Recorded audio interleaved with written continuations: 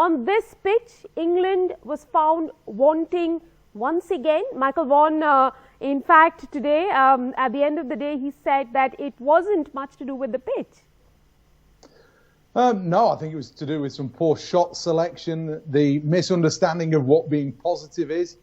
I think the pitch actually was it looks like a decent test track to me. It did a little bit for the ball early on. There was a bit of movement for the seam bowlers. And then you saw a little bit of turn, the kind of turn that you'd expect on day one on the subcontinent. And so for me, I've got no issues with that. I think it's interesting that England have obviously tried to do some stuff differently, but they're still struggling with the ball that doesn't turn. And that seems to be a bigger issue for them right now than the one that's gripping and turning and bouncing in the early part of this test match. They will be disappointed to get just over 200, not good enough on this pitch. I think you've got to look between 300 and 325. Then you start to put a half-decent first innings total up there. We've seen Jimmy Anderson bowl extremely economically and make that early breakthrough. But, you know, it's going to be a tough day, and England are going to have to really restrict India if they want to stay in this test match.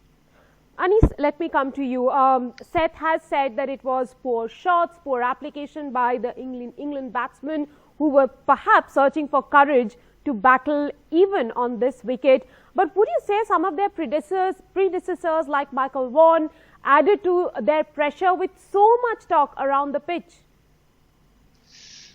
You're right, Rika. In fact, one of my English friends just told me that how could you prepare a seaming track today? All these times you've been making a spinning track and suddenly you get a seaming track when I have picked only one seamer. So I don't know what now the people like Michael Vaughan will say, but on the serious note, you've got to give credit to Siraj and all the spinners, especially Akshar, Ashwin and even Sundar, that they all bowled well. And now England, I don't know what they have next to complain about. But Seth, coming back to you, would you say that the scars of the last two tests, the second and the third test, are difficult for the English team to forget right now? Absolutely they are. And when you have the issues that they had early on, you know, you've seen Sibley get out in that way on numerous occasions. He did the same thing in the Sri Lanka tour. He's done the same thing a couple of times in India as well. You then look at the way in which Crawley, who can bat so fluently, and he played a couple of wonderful shots, but that sort of understanding about being proactive, being positive, and then being rash is something that is a little bit jumbled in their mind. And it's where England's one-day squad have been so good, because they've had a real clarity of thought on how they're going to play. This test team right now is neither here nor there. I thought Johnny Bairstow batted pretty well. I thought Stokes looked pretty good.